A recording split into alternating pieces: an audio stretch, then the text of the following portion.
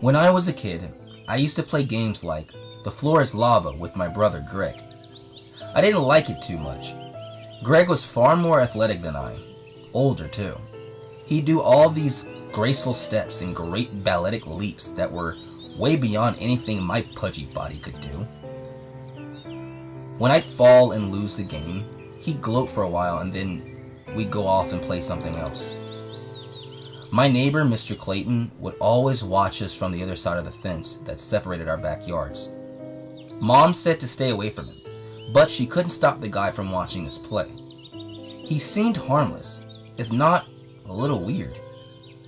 But we didn't pay him much attention. All afternoon, he'd watch us run races and throw the football around, only leaving his place behind the fence if he wanted to refresh his drink. Every so often, Greg would say, "Hi, Mr. Clayton," and give a big, exaggerated wave. Mr. Clayton just smiled awkwardly and looked down at the ground. To be honest, I felt a little bad for the man. On an afternoon in late June, right after we had gotten out of school, and the day after Greg's 15th birthday, he and I were roughhousing outside. We did that often. Even though he was older and taller, because of my extra heft, we were roughly the same weight. He was still much stronger and more agile though, so he always got the better of me and pinned me down. After another win by Greg, he'd had me helpless on the ground while he crowded over me.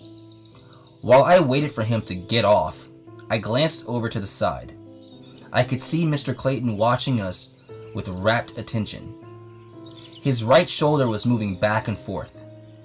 Even though I was 11, I had a pretty good idea of what he was doing. "Let's go inside," I told Greg. The tone of my voice was much different than what Greg was used to, so he sensed something was going on and let me up. I didn't tell him what I saw. Mr. Clayton wasn't in his yard for a few days after that. While I was reluctant to go out and play again, I kept reminding myself that the guy was harmless. Not only that, but Greg could certainly kick his ass if he ever tried anything. So, things went on like they normally did, with Mr. Clayton reassuming his position behind the fence later that week. After the July 4th weekend, Greg had a couple of his friends over. Dion and his brother, Rob.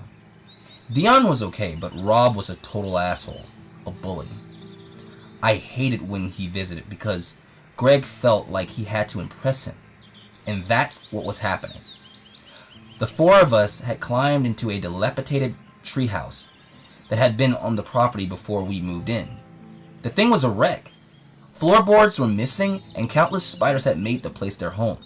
Still, for whatever reason, there we were. Rob was bragging about doing something to some girl over the weekend. Greg and Dion laughed along while I sat there, bored out of my mind. One of them had a great idea to have a pull-up contest using one of the branches above our heads. Rob took his shirt off to show his muscular body, prompting the other two to take theirs off as well. They did their pull-ups. Rob, unsurprisingly, won. After he made fun of them for being so weak, he turned his attention to me. "Go ahead," he sneered. "It's your turn." I told him I didn't want to. The others started to taunt me until I gave in and tried to do a pull-up. Obviously I couldn't. They all laughed. "Come on, take your shirt off," laughed Rob. I did, with some reluctance. When Dion and Rob saw my chubby body, they started giggling. "Try again," Rob shouted. As I strained and pulled, I felt pain explode across my back. Rob had slapped me as hard as he could. I yelped and cowered, but he kept slapping my back and chest while Dion and Greg looked without protesting. Once Rob stopped, he said, "Now watch those handprints show up." They watched. True to his word, those prints rose out of the angry red flesh while they giggled maniacally. "Hey Steve," said Greg, "the floor is lava." I told him I didn't want to play and started to climb down the treehouse. Rob blocked my exit. "You're playing," he informed me. I was ordered to jump the gap between the floorboards.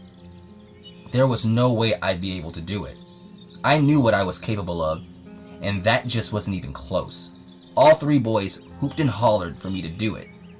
I stood my ground. That's when my brother started hitting me. Not slaps either. Punches. He rained blows down my lower back before getting close in my ear and hissing, "Just do it, you fucking baby." As much as I tried to keep it in, I started crying. After a couple minutes, Greg got bored of hitting me. I curled up in the corner as Rob changed the subject back to the girl he had been with over the weekend. While they laughed and asked typical obscene questions, I sobbed pathetically. Rob looked at his watch and swore once he noticed that it was much later than he thought. He and his brother climbed down the creaky ladder and left. Greg followed them, leaving me alone in the treehouse. I stayed there for an hour, seething. It would still be another 3 hours before Mom would be getting home from work. If I had to wait up there the whole time, so be it. I didn't want to see my brother. Mr. Clayton stared up at the entrance of the treehouse while I sat with my legs dangling over the side. Greg came back out of the house an hour later. He climbed up the ladder and pushed me backwards onto the floor. I stared up at him as the splintery wood dug into my bare, handprint-covered back. "You embarrassed me in front of my friends, you little piece of shit," he hissed. "You fucking faggot! You fucking pussy!" He circled around like he was about to start hitting me again. Then I noticed where he was. Without thinking, I kicked him in the knees as hard as I could. He gasped and stumbled backwards. He dropped through the missing planks on the floor, striking his chin on the wood as he went, shattering his teeth. I heard a loud thump as he hit the ground below. I took my time climbing down the ladder. Once I reached the ground, I walked over to my brother. His face was a rictus of blood, and he drooled shards of teeth out of his mouth onto the grass. "I can't move," he wheezed. "My legs, arms." I kicked him in the chest. "I thought the floor was lava, you fuck," I whispered. "Why didn't you jump?" I kicked him again. My neighbor watched from his side of the fence. His right shoulder moving furiously as he stared at our shirtless bodies. I smiled. "He's all yours," I informed Mr. Clayton. As I walked back towards the house, I looked over my shoulder just in time to see my neighbor hauling himself over the fence.